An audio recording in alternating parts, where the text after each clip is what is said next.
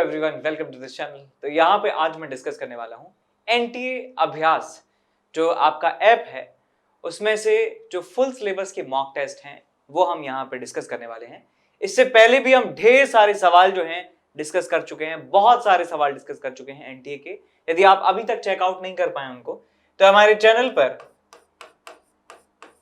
nkcsir_IITD पर आप जाइए, प्लेलिस्ट सेक्शन पर आप जाएंगे तो वहां पे आपको मिलेगा एनटीए अभ्यास नाम की प्लेलिस्ट मिलने वाली है, एनटीए अभ्यास।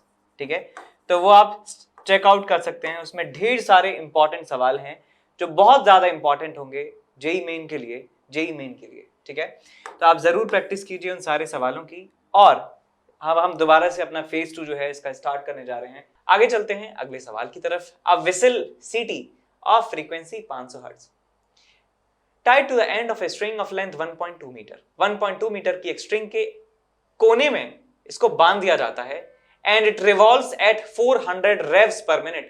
400 रिवॉल्यूशन यानी कि 400 बार ये कंप्लीट चक्कर लगा लेती है 1 मिनट के अंदर। तो हमें ओमेगा निकालने की यहां पे सख्त जरूरत है कि 400 रिवॉल्यूशन, एक रिवॉल्यूशन का मतलब हो गया 2 पाई रेडियन और 1 मिनट का हो गया मतलब 60 सेकेंड्स। तो 0 से 0 गया, 2 से गया 3 बार और आगे आपके पास 40 π/3 रेडियन पर सेकेंड। इतना हमें मिल जाता है क्या? Omega in radian per second. A listener standing some distance away in the plane of rotation of the whistle hears the frequency in the range of तो उसको कितनी रेंज की फ्रीक्वेंसीज सुनाई देने वाली हैं ये हमें बताना है। तो जब भी हम रेंज निकाल रहे होते हैं तो हमें लिखना होता है कि मिनिमम फ्रीक्वेंसी कितनी है और मैक्सिमम फ्रीक्वेंसी कितनी है। तो बेसिकली हमें मिनिमम फ्रीक्वेंसी चाहिए कि मिनिमम कितना फ्रीक्वेंसी उसको सुनाई देगा और दूसरा मैक्सिमम फ्रीक्वेंसी कितना सुनाई देगा। हमारे पास डायग्राम है कुछ इस तरीके से। यहां पे एक साउंड का सोर्स है, स्पीकर ले लिया है, आपको बहुत पॉपुलर स्पीकर है और इसको रोटेट किया जा रहा है एक पर्टिकुलर ओमेगा वैल्यू से।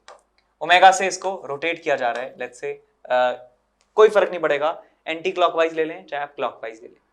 यदि आपसे टाइम की कैलकुलेशन नहीं करवा रही कितने टाइम के बाद सुनाई देगी तो हमें कोई मतलब नहीं है हम क्लॉकवाइज माने या एंटी क्लॉकवाइज माने, इट डज नॉट मैटर कि किस तरफ ये साउंड का सोर्स मूव कर रहा है। इसकी कुछ पर्टिकुलर फ्रीक्वेंसी है। इस प्लेन ऑफ रोटेशन के इस रोटेशन जो इसका मोशन है उसके प्लेन में ही एक ऑब्जर्वर है, एक लिसनर है जिसके कान यहां पे बना दिए हमने। ये सुन रहा है बेचारा कि भाई ये चल क्या रहा है।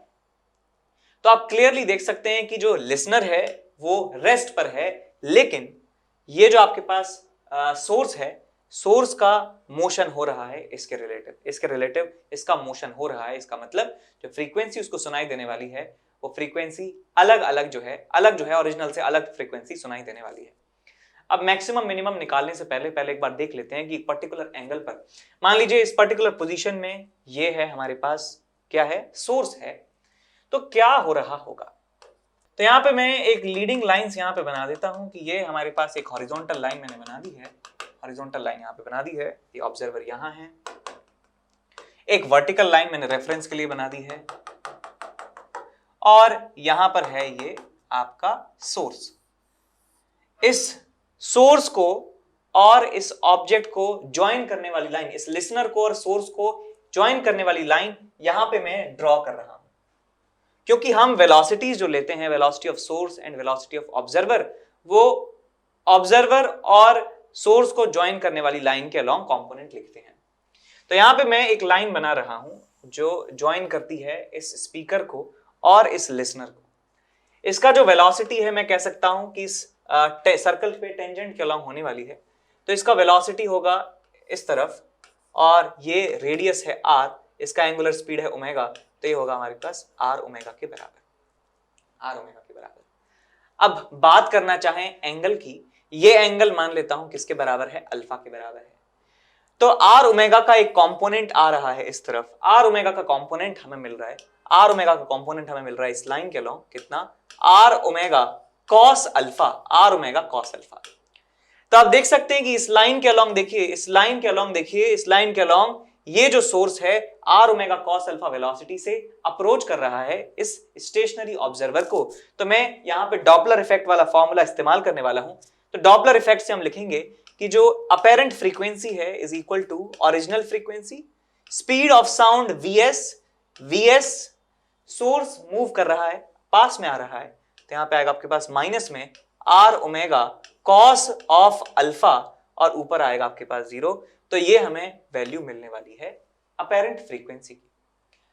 अब आप देखिए ध्यान से बेटा कि जितनी ज्यादा फ्रीक्वेंसी हमें चाहिए, यदि डिनोमिनेटर की बात करें, ये वाला डिनोमिनेटर जितना ज्यादा कम होगा उतना ही ज्यादा फ्रीक्वेंसी हमें यहां पे मिलने वाला है। तो यदि हम इसको मिनिमम कर दें तो हमें ये मैक्सिमम फ्रीक्वेंसी मिल जाने वाली है। तो हमें डिनोमिनेटर को मिनिमम करना है। डिनोमिनेटर मिनिमम कितना हो सकता है?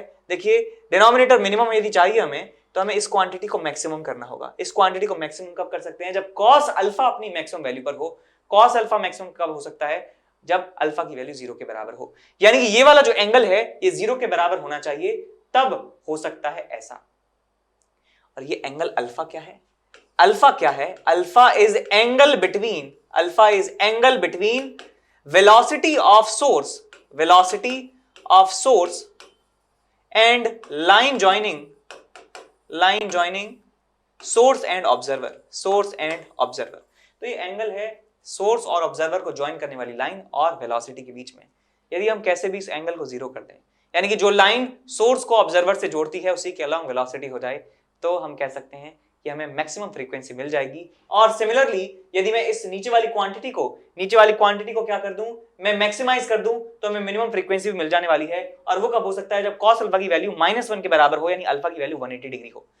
तो अल्फा की वैल्यू 180, अल्फा की वैल्यू 0 हम ढूंढ रहे हैं। और वो हो सकता है जब क्या हो कि टेंजेंट जो हम ड्रॉ करें, यहां से यदि मैं टेंजेंट ड्रॉ करता हूं, यहां से टेंजेंट यदि मैं ड्रॉ करता हूं इस सर्कल के ऊपर, एक टेंजेंट ये और एक टेंजेंट ये, और ये जो आपके पास सोर्स है आपका, इस टेंजेंट जो कांटेक्ट पॉइंट है टेंजेंट का यहां पर आ जाए। ये मान लीजिए स्पीकर यहां पे आ जाए, तो स्पीकर की वेलोसिटी टेंजेंट के अलोंग होने वाली है। और यहां पर यदि स्पीकर आएगा तो स्पीकर की वेलोसिटी टेंजेंट के अलोंग होने वाली है। ठीक है, तो यहां पर देखिए इसका वेलोसिटी जो है आर ओमेगा वो इस तरफ रहने वाला है, और इसका वेलोसिटी आर ओमेगा इस तरफ होने वाला है। ठीक है, तो यहां पे मैं लिखूंगा कि यहां पे मैक्सिमम फ्रीक्वेंसी हमको मिलेगी। मैक्सिमम फ्रीक्वेंसी हमें इस पॉइंट पर मिलने वाली है, और वो फ्रीक्वेंसी हमको मिलेगी original frequency. Speed of sound जो है स्पीड ऑफ साउंड, और ऑब्जर्वर रेस्ट में है, और यहां लिखेंगे स्पीड ऑफ साउंड माइनस में आर इंटू ओमेगा। तो मैक्सिमम फ्रीक्वेंसी मिल जाएगी। और मिनिमम फ्रीक्वेंसी हमें यहाँ पे मिलने वाली है, इस पॉइंट पर मिलने वाली है। वो कितना हो जाएगा आपके पास? F0 V sound divided by V sound plus R omega. ये हमें मिनिमम फ्रीक्वेंसी मिलने वाली है। तो मैक्सिमम और मिनिमम दोनों फ्रीक्वेंसी यदि हम कैलकुलेट कर लें तो हमें अपना आंसर जो है मिल जाएगा। तो आप समझ गए, ऐसे सवाल और भी कई जगह आ चुके हैं। तो इस तरीके से इनको सॉल्व करना होता है। यदि आपके पास ऐसी कोई कंडीशन है जहां पे जो वेलोसिटी है ऑब्जर्वर की हो या सोर्स की हो, वो उनको ज्वाइन करने वाली लाइन के अलोंग ना हो, तो हम कंपोनेंट उनका इस्तेमाल करते हैं। और कंपोनेंट कब मैक्सिमम होगा कब मिनिमम होगा, उसके लिए आप ऐसे फॉर्मूला लिख लीजिए और पता लगा लीजिए। तो अब हो जाएगा। आई थिंक सारी चीजें पता है हमें, रेडियस पता है, ओमेगा पता है, स्पीड ऑफ साउंड पता है, F0 पता है। तो आप कैलकुलेट कर लेंगे कि मैक्सिमम और मिनिमम फ्रीक्वेंसी कितनी हो सकती है। ठीक है। Hello my dear students, I am Neeraj Kumar Chaudhary और फिजिक्स टीचर। बच्चों, एक बहुत ही इंपॉर्टेंट इवेंट के बारे में मुझे आपको बताना है। अनअकैडमी सुपर 20 ये एक इवेंट है जिसमें जो कि नवंबर 30 से दिसंबर 12 तक चलेगी। इसमें 2 टेस्ट होंगे। उनके बेसिस पे जो टॉप 500 रैंकर्स होंगे उनको इन पर्सन 2 डेज का बूट कैंप प्रोवाइड किया जाएगा। ठीक है बच्चों, इसमें क्या होगा? बूट कैंप में पर्सनलाइज स्कोर बोर्ड होगा, एनालिसिस सेशन होंगे बाय टॉप एजुकेटर्स, और आपको इसमें 100% स्कॉलरशिप जीतने तक का मौका मिलेगा। ठीक है बच्चों, अब जितने भी एक्सपेंसेस हैं वो सब अनअकैडमी के द्वारा बियर किए जाएंगे इस 2 दिन के बूट कैंप में। ठीक है ना, इसमें गाइडेंस होगा, स्टडी प्लान होगा, ट्रिक्स होंगी टॉप एजुकेटर्स के द्वारा जिन्होंने टॉप रैंकर्स को पढ़ाया, जो भी अनअकैडमी से रैंक्स आई है। ठीक है बच्चों, और एक बात और बतानी है, ऑल स्टार क्रैश कोर्स 3.0 ये नया बैच स्टार्ट किया गया है 11th क्लास के स्टूडेंट्स के लिए, जिसमें 4 महीने में पूरा सिलेबस कराया जाएगा, ताकि आप 12th क्लास में उन बच्चों के साथ आ जाओ जो बहुत पहले से रेगुलर पढ़ाई कर रहे हैं, ताकि आप में और उनमें कोई अंतर ना रहे। ठीक है ना। तो ये बैच 1 दिसंबर से स्टार्ट हो रहा है, 4 महीने पूरा सिलेबस, और ये उन बच्चों के लिए है जो JEE 2023 में देंगे, यानी कि 11th क्लास के स्टूडेंट्स के लिए। ठीक है बच्चों, तो जल्दी से जल्दी इसके लिए एनरोल कर लीजिए। Thank you. अगला सवाल है कुछ ऐसा कि a solid sphere of radius r and mass m, solid sphere का मास m है, रेडियस r है, is rolled by a force F acting on the top of the sphere. Sphere के टॉप मोस्ट पॉइंट पर ये act कर रहा है force. The sphere starts from rest and rolls without slipping. यहां पे बोल ही दिया है कि ये रोल करने लगता है विदाउट स्लिपिंग, बिना स्लिप हुए ये रोल करने लगता है। इसका मतलब क्या हुआ, किसी भी इंस्टेंट पर जो वेलोसिटी है इसका सेंटर ऑफ मास का, वो किसके बराबर होगा, r इंटू ओमेगा के बराबर होगा। और हमेशा एक्सेलरेशन जो है सेंटर ऑफ मास का किसके बराबर होगा, r अल्फा के बराबर होगा। तो ये तो हमेशा रहने वाला है और ये हमेशा रहने वाला है हर एक इंस्टेंट पर। ठीक है। अब जब प्योर रोलिंग होती है, रोलिंग विदाउट स्लिपिंग होती है, तो सेंटर जो होता है, सेंटर मान लीजिए s डिस्टेंस चलता है, तो उसकी जो पेरीफेरी पे जो पॉइंट हैं वो अलग अलग डिस्टेंस ट्रेवल करते हैं। तो यहाँ पे आप देख सकते हैं कि यहाँ का जो वेलोसिटी है होता है v/c/m के बराबर, और यहाँ का वेलोसिटी होता है v/c/m प्लस r ओमेगा के बराबर, और v/c/m r ओमेगा के बराबर ही है, तो ये कितना हो जाएगा 2 टाइम्स v/c/m के बराबर। तो ये वाला जो पॉइंट है इसकी वेलोसिटी यदि v है, तो इस पॉइंट की वेलोसिटी होती है 2 v/c/m के बराबर। इसका मतलब ये हुआ कि यदि सेंटर s डिस्टेंस चलता है तो इसका जो टॉप मोस्ट पॉइंट है वो 2s डिस्टेंस चलता है। तो यदि हम वर्क डन निकालना चाहते हैं तो ऑप्शन में वर्क डन के बारे में पूछा गया है कि वर्क डन इसके टॉप मोस्ट पॉइंट पर कितना होगा इस फोर्स के द्वारा, तो हम लिखेंगे कि यदि सेंटर का डिस्प्लेसमेंट s है तो टॉप मोस्ट पॉइंट का डिस्प्लेसमेंट होगा 2s, तो इसका वर्क डन जो है फोर्स का कितना हो जाएगा, f इंटू 2s। तो 2fs के बराबर वर्क डन जो है हमें यहाँ पे मिलने वाला है, because top most point double speed से चल रहा है हॉरिजॉन्टल डायरेक्शन में। ठीक बात। अब इसके बाद चलते हैं अगले सवाल की तरफ। सवाल है हमारे पास कुछ ऐसा, आपको यहाँ पे इंडिकेटर डायग्राम दिया है प्रेशर और टेम्परेचर के बीच में। सवाल पढ़ते हैं 2 moles of ideal monoatomic gas. तो हमें दिया गया है कि आइडियल गैस है और 2 मोल्स हैं उसके, और मोनोएटॉमिक उसका नेचर है। Is taken through a cycle ABCA। A से ले गए हैं B से ले गए हैं C से ले गए हैं ABCA। ये इस प्रोसेस का जो है नाम है और उसका सीक्वेंसिंग है। पीटी डायग्राम दिखाया गया है। During the process AB the pressure and temperature of the gas vary such that PT is equal to constant. तो जो प्रोसेस AB है बेटा, वो PT is equal to constant के थ्रू होती है, और PT is equal to constant कोई एक आम प्रोसेस नहीं है। जो हमने गिनती की जो प्रोसेस पढ़ी है उनमें से कोई भी प्रोसेस ऐसा नहीं होता है। PV is equal to constant देखा है, प्रेशर कांस्टेंट देखा है, टेम्परेचर कांस्टेंट देखा है, वॉल्यूम कांस्टेंट देखा है, PV की power gamma is equal to constant देखा है, लेकिन ये कहीं नहीं देखा है। तो ऐसे क्वेश्चन जिनमें प्रोसेस का पता नहीं है हमें, तो उसमें हम मानते हैं कि ये प्रोसेस पॉलीट्रॉपिक टाइप की प्रोसेस है। तो और पॉलीट्रॉपिक जो प्रोसेस होती है, पॉलीट्रॉपिक प्रोसेस, उनमें जो प्रेशर और वॉल्यूम के बीच में रिलेशन होता है वो कुछ इस तरीके से होता है, PV⁻x is equal to constant. और पॉलीट्रॉपिक प्रोसेस में वर्क डन का फॉर्मूला पता होना चाहिए और हीट कैपेसिटी का फॉर्मूला पता होना चाहिए। तो वर्क डन का फॉर्मूला वैसे यहां पे जरूरत नहीं है, लेकिन दिया हुआ है nR delta T divided by 1 - x, और हीट कैपेसिटी का जो फॉर्मूला होता है वो होता है CV प्लस R/1 - x। तो ये हीट कैपेसिटी का फॉर्मूला है जो किस काम आएगा, हीट निकालने के काम आएगा, बिकॉज हीट का एक जनरल फॉर्मूला होता है किसी भी प्रोसेस के लिए NC delta T। NC delta T से आप किसी भी प्रोसेस में हीट निकाल सकते हैं। यदि कांस्टेंट वॉल्यूम पे प्रोसेस होगा तो यहाँ पे C की जगह CV आ जाएगा, कांस्टेंट प्रेशर पे कोई प्रोसेस होगा तो यहाँ पे C की जगह CP आ जाएगा। ऐसे ही एडियाबैटिक में अलग आ जाएगा, और ऐसे पॉलीट्रॉपिक में C की जगह ये वाला एक्सप्रेशन आ जाता है। तो भैया हमें यहाँ पे दिया हुआ है प्रोसेस में कि PT बराबर कांस्टेंट है। तो टेम्परेचर को आप क्या लिख सकते हैं आइडियल गैस इक्वेशन से, कि temperature is equal to PV/NR। तो यहाँ पे आ जाएगा आपके पास P into PV/NR is equal to constant. तो यहां से आ जाएगा आपके पास P² V is equal to NR into constant. दोनों तरफ स्क्वायर रूट कर दीजिए तो आपको मिल जाएगा p v⁻1/2 is equal to nr constant का under root. Number of moles जो हैं वो चेंज नहीं हो रहे हैं, क्वांटिटी कांस्टेंट है, कोई भी गैस जो है निकाली नहीं गई है बाहर से, बाहर निकाली नहीं गई है और बाहर से ना कोई अंदर गैस आई है, तो नंबर ऑफ मोल्स कांस्टेंट है। r जो है गैस कांस्टेंट वो भी एक कांस्टेंट है और ये कांस्टेंट तो कांस्टेंट है, तो इसका मतलब ये ओवरऑल क्वांटिटी जो है वो क्या है, कांस्टेंट है।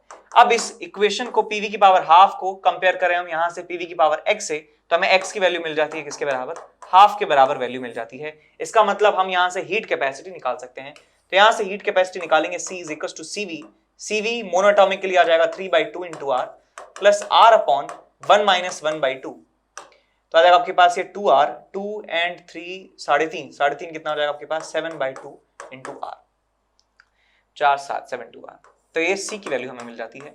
और आपसे कहा गया है कि बताइए इसमें हीट कितना लग रहा होगा, प्रोसेस ए से बी में कितना हीट लग रहा होगा। T1 दिया है 300 केल्विन, तो भैया T1 यदि 300 केल्विन है तो 2T1 बताइए कितना हो जाएगा, 600 केल्विन के बराबर। इसका मतलब यहां पर इनिशियल टेम्परेचर था 600 और फाइनल टेम्परेचर है 300 के बराबर, तो भैया यहाँ पे हीट जो लगती है वो -xr के बराबर लगती है। हीट का फॉर्मूला है हमारे पास n which is 2 into c which is 7/2 into r into delta t, final temperature is 300 kelvin, initial temperature is 600 kelvin, तो आपको मिल जाएगा यहाँ से 2 से 2 गया, ये बचा 300, तो माइनस ऑफ 2100 r के बराबर आपको यहाँ पे हीट का फॉर्मूला से मिल जाता है आंसर।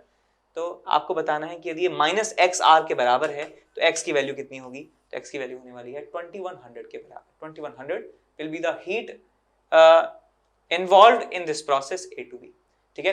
तो अब मुझे बताइए कि हीट यदि नेगेटिव आ रही है तो इसका मतलब क्या है इस सिस्टम में, इस पर्टिकुलर प्रोसेस में A से B में जो हमने गैस का टेम्परेचर घटाया है 300 से 200 केल्विन में, इसमें हीट नेगेटिव क्यों आई है, क्या मतलब है इसका कि हीट अंदर गई है या हीट यहां से बाहर निकाली है, ठीक है। कमेंट में लिख के बताइए कि क्या इसका मतलब है, और साथ में आप कमेंट में यदि लिख देते हैं पूरा कन्वेंशन तो आपको हमेशा के लिए याद हो जाएगा कि कन्वेंशन क्या है, ठीक है। कन्वेंशन क्या है, फिजिक्स में क्या कन्वेंशन होता है, केमिस्ट्री फिजिक्स में सेम ही कन्वेंशन होता है, बस वहां पे वर्क का डेफिनेशन अलग है। यहां पर हम फिजिक्स में वर्क डन बाय गैस की बात करते हैं और केमिस्ट्री में वर्क डन बाय सराउंडिंग की बात करते हैं, तो दोनों ही एग्जैक्ट सेम रूल होते हैं, सेम कन्वेंशन होता है, बस इक्वेशन में वहां पे work done by the surrounding on the system use करते हैं और यहाँ पे वर्क डन का मतलब होता है work done by gas, that's it.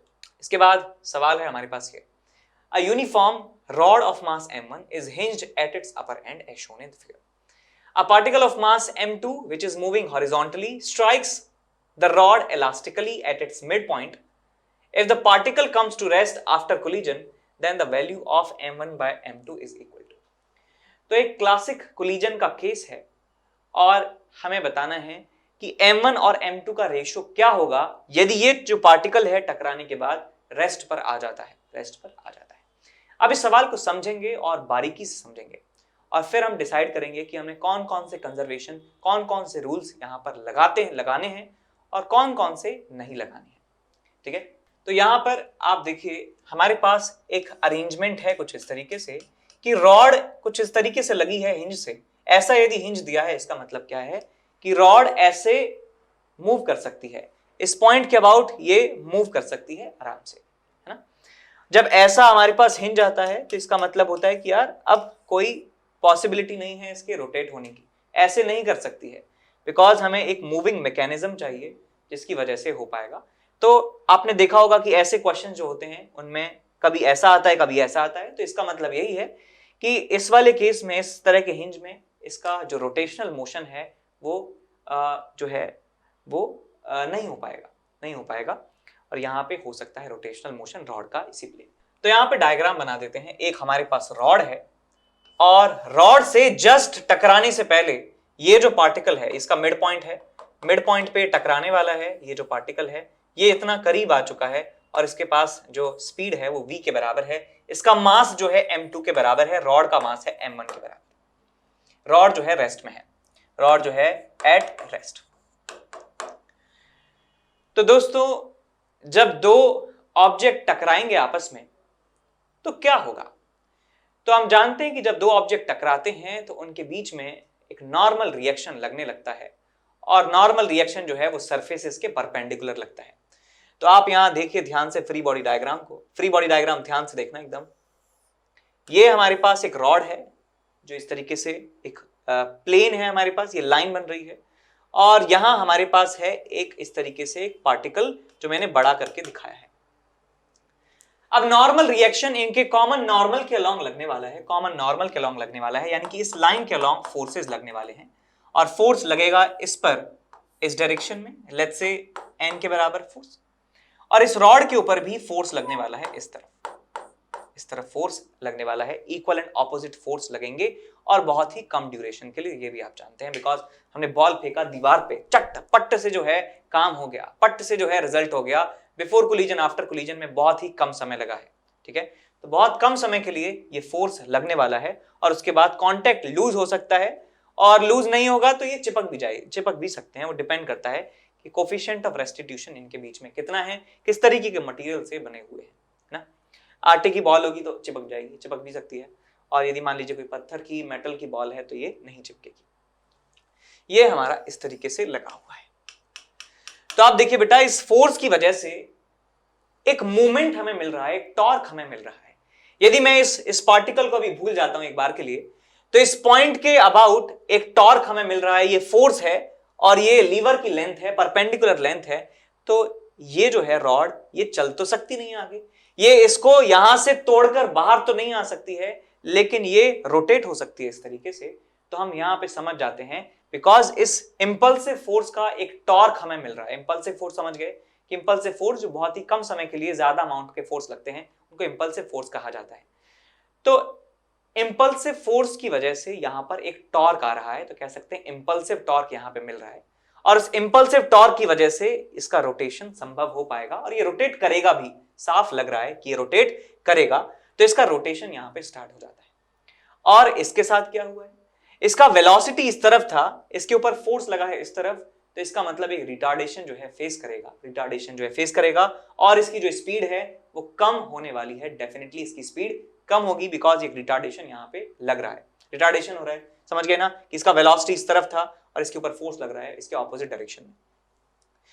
तो फिर हमें क्वेश्चन में बताया है साफ साफ कि ये जो पार्टिकल है रुक जाता है, पार्टिकल रुक जाता है, पार्टिकल की वेलोसिटी हो जाती है जीरो, पार्टिकल की वेलोसिटी m2 इसका मास है, हो जाती है जीरो के बराबर, और बट ये रॉड जो है ये रोटेट करने लगती है।